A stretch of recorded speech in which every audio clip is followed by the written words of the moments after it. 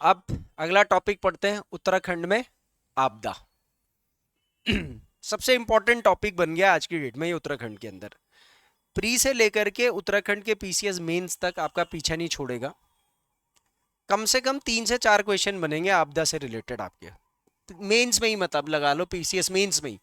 ऐसे पेपर में भी आ जाएगा, फिर उत्तराखंड के जो 2 पेपर है उनमें भी ये आ जाएगा। तो उत्तराखंड में आपदा की सबसे पहले विषय सूची देखते हैं। सबसे पहले तो मैं आपको बताऊंगा कि उत्तराखंड में आपदाएं कैसे कैसे आती हैं, तो उसके कारक हो जाएंगे उत्तराखंड में आपदा के कारक। उसके बाद कुछ महत्वपूर्ण आपदाएं, कोई बहुत बड़ी बड़ी आपदा, जैसे 1991 का भूकंप बड़ी आपदा थी, 2013 की आपदा केदारनाथ बड़ी आपदा थी, और अभी हाल ही में 2025 में धराली की आपदा, ये भी बड़ी आपदा है। इस बार तो कई सारी आपदाएं हैं। तो अभी जो ये सितंबर महीना खत्म हो जाएगा तो अक्टूबर में मैं पूरा एक मूल्यांकन बनाऊंगा इसका। उसके बाद उत्तराखंड में आपदा का प्रबंधन जो सबसे इंपॉर्टेंट है, क्योंकि प्रशासनिक स्तर पर अगर आप आपदा से संबंधित कुछ कर सकते हो तो आपदा प्रबंधन है। इसको राष्ट्रीय आपदा प्रबंधन से भी लिंक करेंगे थोड़ा बहुत। उसके बाद उत्तराखंड में क्या ढांचा है, कौन सी संस्थान है, कौन सी नीति है, किस प्रकार का आपदा प्रबंधन का तंत्र यहाँ पर कार्य करता है, वो संस्थानों के नाम और नीति यहाँ पर थोड़ा सा ध्यान देना होती है। तो अब जो सबसे पहले हम उत्तराखंड की आपदा पढ़ेंगे, तो हम लोगों ने मूलतः इसका जो ये पूरा टॉपिक है, ये पूरा टॉपिक का 90% यही है। 90% चीज कारक में ही हमने पूरी व्याख्यान पढ़नी है, जो पढ़नी है आपदा यही पढ़ना है हमने। ये तो 2-3 स्लाइड में खत्म हो जाएगा। और महत्वपूर्ण आपदाएं अलग से कुछ नहीं है, वो हम एक बना लेंगे लिस्ट अलग से सब सारी आपदा का, लेकिन वो भी यहीं पर ही उदाहरण उदाहरण उदाहरण के तौर पर पढ़नी है। इसमें से मैं जो सबसे मेन है केदारनाथ की आपदा, उस पर थोड़ा सा एक चर्चित वो करूंगा, और एक धराली की आपदा पर थोड़ा सा व्याख्यान करूंगा। भूकंप वाला आप अपने आप रिलेट कर सकते हो, जैसे मैं भूकंप का टॉपिक काफी बड़ा टॉपिक रहेगा इसमें। तो देखो, आपदाएं मूल रूप से 2 प्रकार से आती हैं। एक आती है प्राकृतिक आपदा, और दूसरी होती है मानवीकृत आपदा। प्राकृतिक आपदा ऐसी आपदा होती है जिसको मानव ना तो निर्मित करता है, ना उसको आने से रोक सकता है प्रत्यक्ष रूप से। हाँ, कुछ अप्रत्यक्ष गतिविधियां चल रही होंगी जिससे प्राकृतिक आपदाएं आ रही होंगी। जैसे अतिवृष्टि, पहला अतिवृष्टि, ठीक है, टॉरेंशियल रेनफॉल, बहुत ज्यादा बारिश होनी। तो अतिवृष्टि क्या होगा, किसे कहते हैं, और इसी के अंदर हम लोग एक प्रावधान और पढ़ेंगे जो आजकल बहुत कॉमन हो गया, बादल फटना। आपने आजकल 2 चीजें आपने यहां पर पढ़ी होंगी आजकल जो सबसे ज्यादा फेमस हो रही है। वो 2 चीजें कौन कौन सी है, ये देखो, ये और ये। अतिवृष्टि जिसमें बादल फटना की घटना आप सुन रहे होंगे, और दूसरा हो गया ग्लॉफ, हिमनद झील फटने से बाढ़ आ गई। अब आप देख लीजिए, कहीं पर भी 2-3 जगहों पर, किश्तवाड़ में जो अभी ये जम्मू में आया है, मनाली मंडी इस तरफ में आया है, धराली में आया है, और कुछ और जगहों पर जो आए हैं, वैज्ञानिक ग्लॉफ ग्लॉफ ग्लॉफ ग्लॉफ ये शब्द बहुत इस्तेमाल कर रहे हैं।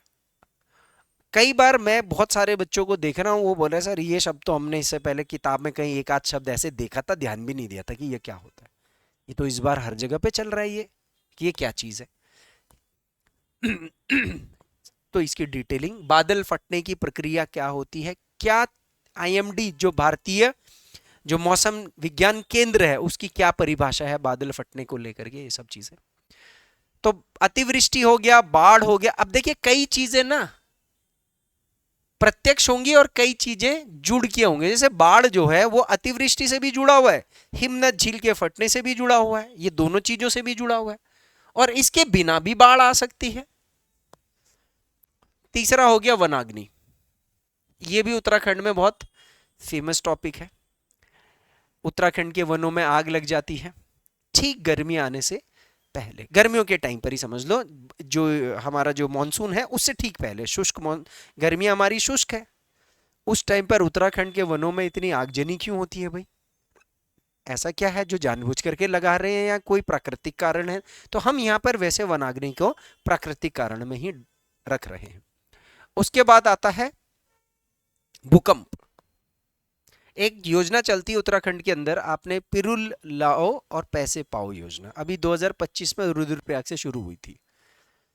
50 रुपए प्रति किलो पिरुल आप जमा करवाइए सरकार को, आपको मिलेगा। इस पिरुल लाओ और पैसे पाओ के पीछे की योजना क्या है? पर्यावरण संरक्षण, वनों का संरक्षण। तो जब हम आगे फॉरेस्ट पढ़ेंगे ना, फॉरेस्ट तो बहुत बड़ा टॉपिक है आगे, कम से कम 15-16 क्लासेस हैं उसकी फॉरेस्ट की। वो तो खैर सुबह तो थोड़ा स्लो स्लो स्लो चल रहा है ना, आपका तो तेज चलेगा ना।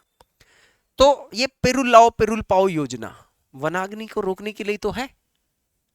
इसके बाद आएगा भूकंप। भूकंप बहुत बड़ा टॉपिक है, ये आपका भौतिक भूगोल में भी है कॉन्सेप्ट, भौतिक भूगोल में, फिर भारत का भूगोल में है, फिर ऊपर से उत्तराखंड का जो हिमालयी क्षेत्र है वो भूकंप सिस्मिक जोन 4-5 में आते हैं। तो वैसे भी हम लोग इसी उस संवेदनशील क्षेत्र में भूकंप की दृष्टिकोण से, और इससे पहले बहुत बार भूकंप आ चुका है। बट सबसे खतरनाक भूकंप तो बद्रीनाथ का भूकंप लगाएंगे हम लोग, ऐसे भूकंप देख लेंगे। उसके बाद भूस्खलन, ठीक है, भूस्खलन की क्या प्रक्रिया है, अभी चल ही रहा है, क्योंकि ये सब चीजों के साथ भूस्खलन भी एक इनडायरेक्ट लिंक्ड कॉन्सेप्ट है। जैसे कई बार बारिश ज्यादा हो जाती तब भी भूस्खलन हो जाता है, तो भूस्खलन हो गया। उसके बाद हिमनद झील फटने से जो बाढ़ें आ रही हैं आजकल, ये भी महत्वपूर्ण हो चुका है। और उसके साथ साथ हिमस्खलन, हिमशैलों का खलन, ग्लेशियरों का खिसकना, ठीक है। कई बार आपने देखा होगा कि ग्लेशियर जो है वो टूट जाता है, कहीं कहीं से पिघल जाता है और उसका टुकड़ा ही खिसकता है, और वो पूरा टुकड़ा खिसक खिसक करके नीचे तक आ जाता है। इसको अवलांच कहते हैं। रैनी आपदा पिछले साल अक्टूबर, पिछले साल या पिछले से पिछले साल आई थी अक्टूबर में, रैनी आपदा याद है? वो ग्लेशियर पिघल करके वो आया था, जो पूरा जो वहां पर जो धौलीगंगा डैम परियोजना वगैरह सब ध्वस्त हो गई थी, वीडियो में आया भी था वो सब। वो आपका अवलांच से हो रहा था। आपने कई बार देखा होगा कि जो माउंट एवरेस्ट हो गया, इसकी चढ़ाई पर आता है कि फलाना पर्वतारोहण बर्फ की धूल भरी बर्फ की चपेट में आ गए हैं। तो जो ये पहाड़ों में कई बार आपने देखा ना, बर्फ एकदम से बहुत सारा बर्फ खिसक के नीचे आ रहा होता है, इसको हिमस्खलन कहते हैं, अवलांच, इंग्लिश में अवलांच कहते हैं, ठीक है। ये सारे क्या होते हैं डिटेल में देखेंगे एक एक करके। उसके बाद मानवीयकृत गतिविधियां, मानवीयकृत गतिविधियों में मतलब बस ये सब हमको पता है, बस लिखने के लिए शब्द हमें चाहिए मेंस के पॉइंट ऑफ व्यू से। ये शब्दों को लगभग लगभग हम लोग जानते ही होंगे। तीव्र शहरीकरण, अब ये सब अप्रत्यक्ष होंगे, आप समझ रहे हो, ये डायरेक्ट है आपदाएं लाएंगे, ये अप्रत्यक्ष रूप से आपदा लाएंगे। तो अब शहरीकरण, तीव्र शहरीकरण को रोक लिंक करेंगे हम कि कैसे इससे कितने प्रकार की आपदाएं आ सकती हैं। वनों का ह्रास, जिसको डिफॉरेस्टेशन कहते हैं, वनों का ह्रास, जो आप वनों को काटे जा रहे हो काटे जा रहे हो काटे जा रहे हो, ये भी एक दूसरे से लिंक भी हो सकते हैं, कोई दिक्कत नहीं है। अवैध खनन, उत्तराखंड के अंदर आपको पता ही है, खनन तो हमारा प्रिय कार्य है, काम कर कमाई का। बड़े पैमाने पे निर्माण, चारधाम रेल परियोजना, अभी कितनी जगहों पर आपके भू मकानों का धसाव हो रहा है।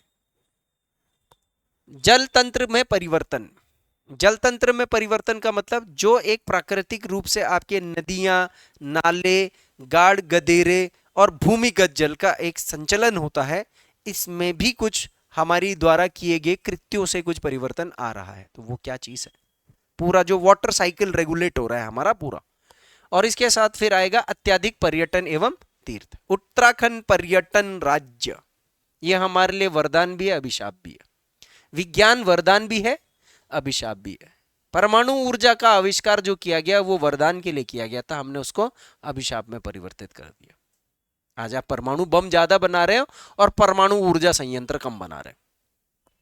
इसी तरीके से पर्यटन और तीर्थ, मैं आपको बता रहा हूं, ये उत्तराखंड के लोगों के परिप्रेक्ष्य से, व्यक्ति के परिप्रेक्ष्य से, नागरिकों के परिप्रेक्ष्य से वरदान भी है और अभिशाप भी। आप देख लीजिए जितने भी तीर्थ और हमारे तीर्थ स्थल है, और तीर्थ स्थलों की जगहों पर तो आपदाएं आ रही हैं क्योंकि वहां भीड़ भाड़ ज्यादा हो गई है, और जो पॉइंट थे भी नहीं है जहां हमारे निवास के, हमने वहां पर आवास निर्माण कर दिया। धराली नीचे कोई जगह थी थोड़ी, धराली में कोई आदमी थोड़ी रहता था, लेकिन तीर्थ पर्यटन, तीर्थ को पर्यटन के साथ भी जोड़ दिया हमने।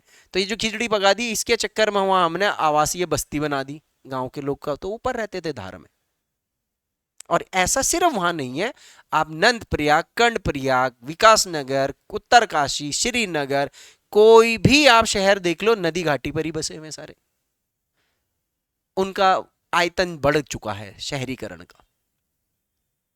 इसकी वजह से मजबूरी हो हमारी, जरूरत हो हमारी, किस्मत हो हमारी, बदकिस्मती हो हमारी, सब कुछ वही है।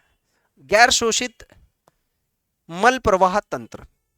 अभी जो जोशीमठ के अंदर कुछ होटल धसे खिसके क्रैक आ रखे हैं सारे, उसके पीछे जो जेपी का डैम बना रहा है, उन्होंने अंदर ही अंदर सुरंग निकाली थी, मशीन फंस गई थी एक, और मशीन को फंसने के लिए एक और उन्होंने रास्ता सुरंग अंदर से बनाया जिसमें उन्होंने विस्फोटों का भी इस्तेमाल करा। फिर नीचे से जोशीमठ के नीचे से बद्रीनाथ जाने के लिए बाईपास बना रहे थे, वहां पर भी उन्होंने विस्फोटों का इस्तेमाल करा। अब उससे, क्योंकि वो हिमौड़ में बना हुआ है, हिमौड़ का मतलब क्या होता है, किसी जमाने में हिमानी के अवसाद है जो कच्चे हैं, जोशीमठ की संरचना उसमें बना हुआ है। और जोशीमठ की नगर निकाय प्रणाली में जो घरों का पानी, नाली नूली का पानी जा रहा है, अंदर ही अंदर दीवारों में जाता है, वो उसका कोई सिस्टम नहीं बना रखा है। तो लोगों के नीचे नीचे क्रैकों से क्या आया, गंदा सड़ा हुआ पानी आया, नाला का पानी भी आया वहां पर।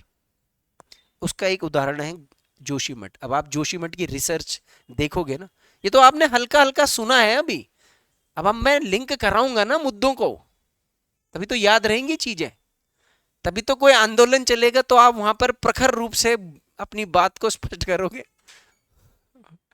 जेनजी बन करके उत्तराखंड में भी आंदोलन करोगे जैसे नेपाल में चल रहा है।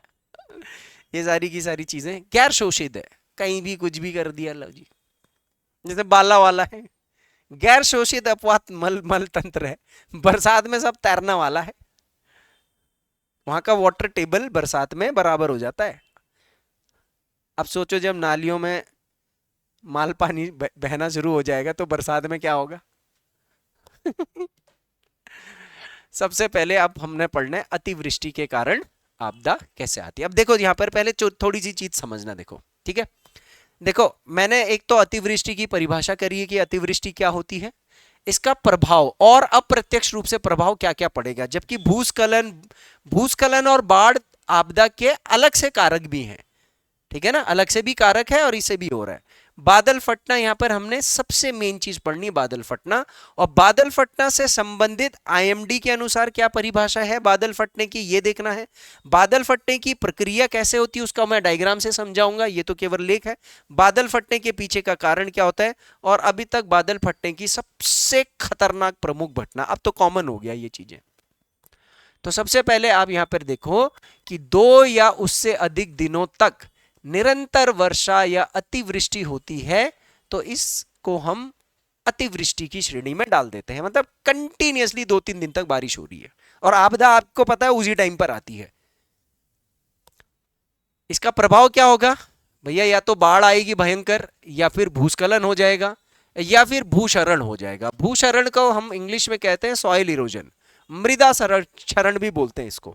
मृदा क्षरण क्या होता है, जैसे मान लीजिए ये मिट्टी है और हमारी तो वैसे भी पहाड़ी मिट्टी है, तो कंटिन्यूअसली जब मिट्टी आएगी तो बारिश का पानी मिट्टी की सतह की ऊपरी परत में चिपकता जाएगा, और गुरुत्व बल के कारण, ढाल के कारण, यह ऊपर की मिट्टी जो है उसका ह्रास होगा, नाश होगा, कमजोर होती जाएगी, बहती जाएगी पानी के साथ साथ।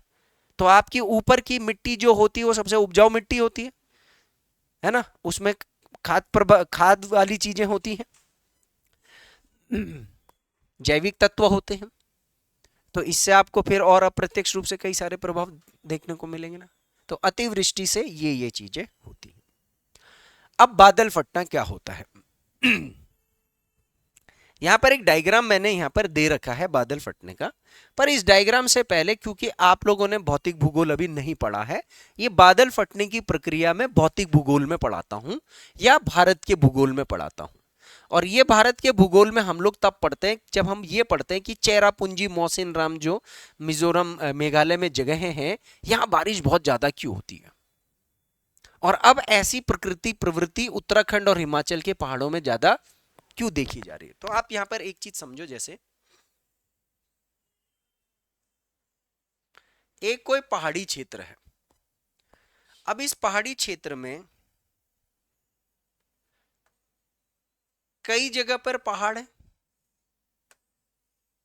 ऐसे पहाड़ बन रखे होंगे, तो ऐसे स्थिति में एक पहाड़, 2 पहाड़, 3 पहाड़, 4 पहाड़, ये 4 पहाड़ आप समझो और ये इसके बीच का क्या हो गया, क्षेत्र हो गया। कैसा क्षेत्र हो गया, घाटी क्षेत्र हो गया। तो हमारे हिमालय में जब मॉनसून के बादल आते हैं तो वो आर्द्रता को ग्रहण करके ऐसे आ रहे होते, समझ लो।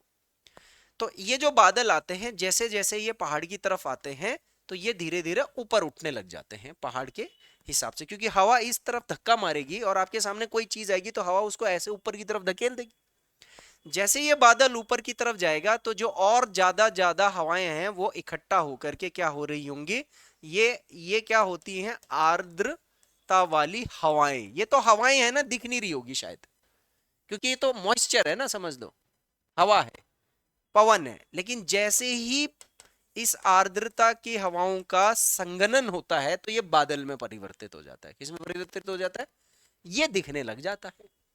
अब आप सोचो कि जैसे जैसे ये ऊपर उठ रहा होगा तो तेजी से ज्यादा हवा आएंगी तो ज्यादा से ज्यादा बादल संघनित होंगे, थोड़ी बहुत बारिश भी कर देंगे ये लोग।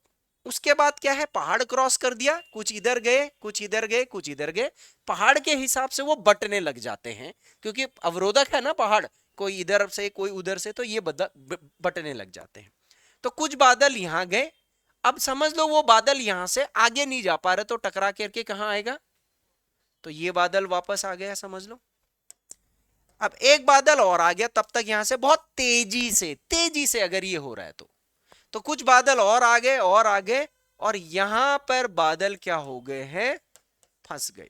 सारे बादल आपस में क्या हो गए, देखो, एक बादल आया, दो बादल आया, तीन बादल आया, तो ये क्या बन गया, एक बड़ा बादल बन गया।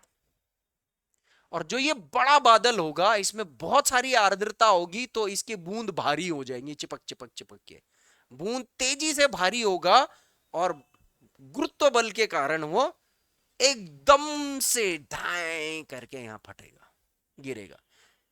जैसे समझ लो आप नहाते हो और आप एक शावर को लगाते हो, तो आप एक शावर को अगर लगाओ तो आप उसकी स्पीड सेट कर सकते हो, तो हर का झरने की तरह आ रहा है तो कोई दिक्कत नहीं। अब सोचो किसी ने आपके ऊपर सीधी बाल्टी ही उड़ेल दी सीधे एकदम से, मतलब जो एक बाल्टी का पानी का नहाना आपका 15 मिनट तक चलना था, वो एक बाल्टी आपने 2 सेकंड के अंदर अपने ऊपर डाल दी। इस प्रक्रिया को बादल फटना क्या कहते हैं, बादल फटना। यहां पर एकदम से बहुत सारे भारी भरकम पानी पानी वाले बादल इकट्ठे होकर के इतना विशालकाय रूप लेते हैं कि वो पानी को झेल नहीं पाते हैं और एकदम से वर्षण कर देते हैं। यहां संघनन और वर्षण की क्रिया तीव्र होने लग जाती है। अब देखो, ये इसके लिए एक परिस्थिति बनती है, ज्यादातर परिस्थिति ये होती है कि एक तो आर्द्रता वाली हवाएं बहुत ज्यादा आनी चाहिए। तो इस बार आर्द्रता वाली हवाएं ज्यादा क्यों आ रही है, मैंने आपको बताया ना, एक तो दक्षिण पश्चिमी मानसून पवन हवा ला रहा है और दूसरा पश्चिमी विक्षोभ, दो लोग हवा ला रहे हैं। अरे भाई, मेरे को एक मग्गे से नहाना था, अभी आपकी बाल्टी के अंदर एक आदमी मग्गा डाल रहा है और वहां दो आदमी मग्गे डालेंगे तो ज्यादा पानी आ जाएगा ना एकदम से। यही हो रहा सर, पश्चिमी विक्षोभ भूमध्य सागर से पानी लेकर के आ रहा है, दक्षिण पश्चिमी मानसून अरब सागर और हिंद महासागर से पानी लेकर के जा रहा है, और भट भट भट भट भट सारे यहाँ मिल रहे हैं। 4 दिन आ रहा है, फिर रुक जा रहा है, फिर खूब सारा आ जा रहा है, फिर एक साथ इकट्ठा हो जा रहा है, दोनों टकरा जा रहे हैं। दो पाइपों का पानी इकट्ठा करोगे तो पानी बढ़ेगा या कम होगा। और क्यों पहाड़ों में हो रहा है, ये दिल्ली में क्यों नहीं हो रहा सर, वहां से भी तो गुजर रहा होगा। ये और जगह क्यों नहीं हो रहा सर, फटना, बादल फटना नहीं, वहां बाढ़ आ रही है वो बात अलग है, क्योंकि वहां अवरोधक नहीं है, वहां पर बादल फंस नहीं रहे। और पहाड़ों में, घाटीय क्षेत्रों में, पहाड़ों के बीच में बादल ट्रैप हो जाता है, क्योंकि पहाड़ों में क्या बनता है, एक कीप जैसा आकार बन रहा है। ये देख रहे हो कीप, कीप क्या होता है, जैसे आपने वो मेहंदी की कीप देखी है, ऐसी होती है ना, फिर यहाँ ऐसे पिचका करके फिर मेहंदी लगाते हो, लगाई है कभी किसी ने, वो घर गांव में शादियों में भी लगाते कई लोग। तो कीप नुमा आकृति बन जाती है घाटियों के अंदर, बादल ऐसे घूम रहा होता है, ऐसे ऐसे ऐसे ऐसे कर। कारण समझ में आ गया क्यों बादल फट रहा है।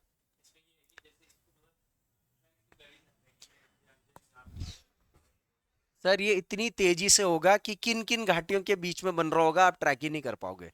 इतनी तेजी से बादल की हवाएं आकर आप अब प्रिडिक्ट कर रहे हैं कि फट सकता है बादल, तो ये थोड़ी बोलते कि इसी जगह पे फटेगा। ये सर बहुत कम टाइम में होने वाली गतिविधि होती है। बादल हो सकता है कि इकट्ठे होकर के जगह मिल गई ऊपर ऊपर से तो और साइड से निकल गए, कम बारिश हुई।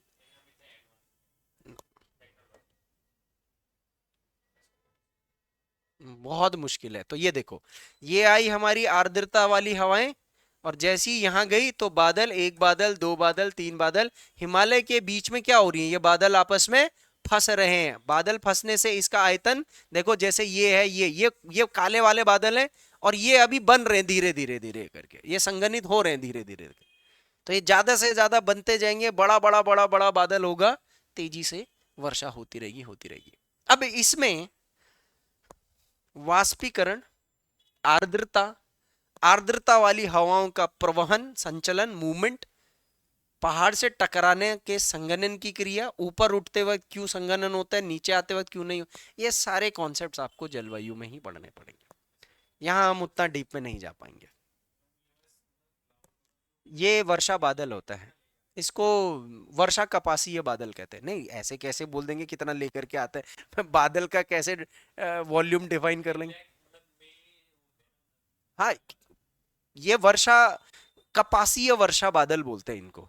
तो इसके अंदर क्या होता है कि ये आकार, ये रुई की ढेर का आकार भी बहुत बड़ा हो जाता है, और ऊपर से उसके अंदर बारिश का वाला संघनन वाला जो पोर्शन है वो भी बहुत ज्यादा हो जाता है। इनके अंदर ऊपर से नीचे तक अलग अलग, मतलब ये नीचे से ऊपर तक 3, 4, 5 किलोमीटर तक इसकी ऊपर वो हाइट हो सकती है, और 50 किलोमीटर, 100 किलोमीटर तक ये अपना आयतन बना सकता है, इतना फैल सकता है। ये सबसे भयंकर बादल होता है। इसके अंदर जो बिजली बिजली कड़कती है ना, सब ये इन्हीं के बादलों के अंदर कड़कती है। तो वो तो जब ज्योग्राफी पढ़ेंगे तो बिजली कड़कना वड़कना भड़कना सब सिखाऊंगा मैं आपको, सब कुछ। ठीक है, अब थोड़ा सा इसकी थ्योरी देखते हैं। तो बादल फटना, क्लाउड बर्स्ट क्या होता है, उत्तराखंड में अतिवृष्टि के कारण आपदा का सबसे प्रमुख स्रोत है। बादल फटना अतिवृष्टि का एक रूप है। देखो, 2-3 दिन तक लगातार बादल बारिश हो रही तो अतिवृष्टि तो ये है ना, लेकिन कभी कभी कोई ऐसा क्षणिक अतिवृष्टि हो जाता है तो इसको क्या बोल देते हैं, बादल फटना। आईएमडी की परिभाषा देख रही है बादल फटने की, देखो, इंडियन मेट्रोलॉजिकल डिपार्टमेंट के अनुसार 1 घंटे के अंदर 10 से 20 किलोमीटर वर्ग क्षेत्र में 100 मिलीमीटर की बारिश से अधिक वर्षा बादल फटना कहते हैं। आप जिलों का औसत निकालोगे ना, तो टिहरी, टिहरी हो गया, ठीक है, उधम सिंह नगर हो गया, ये कुछ जिले हैं, इनका जो साल में जितनी बारिश हो रही है उतनी 1 घंटे में हो जाती है उस जगह पे। उस जगह पे मैं बोल रहा हूं, इतनी बारिश हो जाती है जितनी पूरी जिले में होती है। तो आप समझ लो जैसे 10 बाय 10 किलोमीटर का ये क्षेत्र है, 10 बाय 10 किलोमीटर, इस क्षेत्र में 1 घंटे में इतनी ज्यादा बारिश हो जाएगी। और सारे बादल ज्यादातर महान हिमालय की तरफ अटक रहे हैं ना, सारे के सारे, क्योंकि महान हिमालय में हाइट ज्यादा हो रही ना, और महान हिमालय का जो दक्षिणी छोर है वहीं तो टकरा के वापस आ रहा है बादल। कुछ जा रहे हैं, कुछ आ रहे हैं, वो फंस जा रहे हैं वहां पर, और वहां ग्लेशियर है। अब वो ग्लेशियर वहां बहुत तेजी से बारिश कर रहे हैं, तो वहां क्या, गड्ढे गुड्डे वाले क्षेत्रों में झील बना दे रहे हैं, और झील बना दे रहे हैं तो वो फट करके गाढ़ गधेरों में विकराल रूप लेकर के आ रहे हैं। और ऊपर, क्योंकि पहाड़ी के ऊपर ऊपर इलाकों में वनस्पति नहीं है, बर्फ की वजह से सूखापन है, तो वो मिट्टी का क्षरण बहुत तेजी से हो रहा है, तो मलबा मुलबा बहुत, और ढाल भी बहुत ज्यादा है ऊपर के पहाड़ों में। कितने सारे रीजन है, देखो लिंक कर दूं मैं तो, ये जलवायु वलवायु फाड़ दूंगा मैं आपके दिमाग के अंदर, कॉन्सेप्ट वो कर दूंगा। नहीं, आईएमडी, इंडियन मीटियोरोलॉजिकल डिपार्टमेंट, इसको हिंदी में सिंपल बोलते हैं भारतीय मौसम केंद्र। ठीक है, प्रक्रिया क्या होती है इसमें, इसमें मलतः लिख दिया मैंने, मूलतः घाटीय क्षेत्रों में होते हैं। कहां पर होता है, घाटीय क्षेत्रों में वर्षा बादलों का, वर्षा बादल समझ गए कौन से वाले बादल, वर्षा वाले बादलों का आपस में फंसने के कारण, ये क्या हो रहा है, दोनों में सब में पेच फंस जा रहा है, फंसने के कारण तीव्र आयतन, आयतन का मतलब समझ गया, उसका वॉल्यूम, आकार, उसका तीव्र आयतन में वृद्धि हो जाता है, जिसके फलस्वरूप संघनन एवं दो क्रियाएं साथ में चल रही, संघनन एवं वर्षण की क्रिया तीव्र हो जाती है। संघनन में जलवाष्प जल की बूंद में परिवर्तित होगा और वर्षण में वो जल बूंद नीचे गिरना शुरू होता है। आप समझ रहे हो?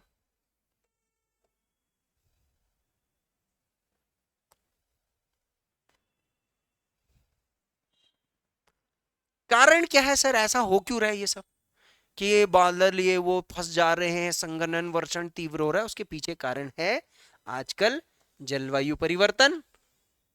क्योंकि बहुत तेजी तेजी से ये हवाएं क्यों मूव कर रही है? क्योंकि दाब में प्रवणता आ रहा है, भूमंडलीय तापन हो रहा है। भूमंडलीय तापन का मतलब ग्लोबल वार्मिंग हो रहा है। अब ये मैं लिंक नहीं करूंगा अभी, जब आप जलवायु पढ़ोगे मतलब जब आप ये कॉन्सेप्ट्स पढ़ोगे ज्योग्राफी के अंदर, भौतिक भूगोल वगैरह में, तो वहां पर इसको व्याख्यान पे करेंगे। दाब की तीव्र तीव्र दाब प्रवणता। तीव्र दाब प्रवणता का मतलब, जैसे दाब जो होता है ना, एक जगह उच्च दाब होता है, एक जगह निम्न दाब होता है, तो दोनों में बहुत अंतर हो जाएगा ना, तो हवाएं बहुत तेज तेज से चलती हैं आपस में। ये भी सब आपको आगे आ जाएगा जब ज्योग्राफी पढ़ेंगे। और कीप नुमा आकृति के बादलों का निर्माण। कीप नुमा आकृति समझ गए ना, घाटी के बीच में बादल ऐसे फंस जाएंगे आपस में। जैसे मैंने बोला था ना अभी, ये जो घाटी है, कुछ बादल आए, कुछ इधर से आए, कुछ इधर से आए, कुछ इधर से आए, कुछ ऊपर उठे, ऊपर ये बादल यहीं यहीं लिपट लिपट करके धड़ाम। इसकी जो आज तक की जो सबसे प्रमुख घटना बताई जाती है वो है केदारनाथ की आपदा, बादल फटना। और सर आजकल आए दिन तो इस बार तो इतने बादल फट गए हैं। पुरोला में बादल फट गया, थराली में बादल फट गया। धराली में तो खैर उसका ग्लॉफ ही बता रहे हैं, बादल हो सकता है कि फटा हो या ना फटा हो, पर वहां कई दिनों 2-3 दिन से बारिश हो ही रही थी। हर जगह पर बादल फटने की घटनाएं उत्तराखंड में है, किश्तवाड़ में है, मंडी में है, हिमाचल मनाली में है इस बार। अच्छा। हाँ देखो, पहले भी फटते थे, ये नई चीजें नहीं है, मैं बता रहा हूँ।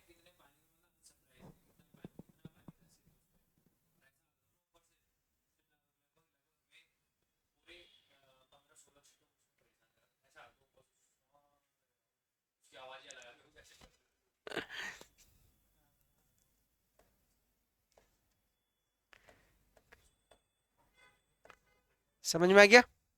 क्लियर है? इससे संबंधित कोई सवाल? आज बादल यहीं पर फाड़ते हैं, कल बाकी घटना।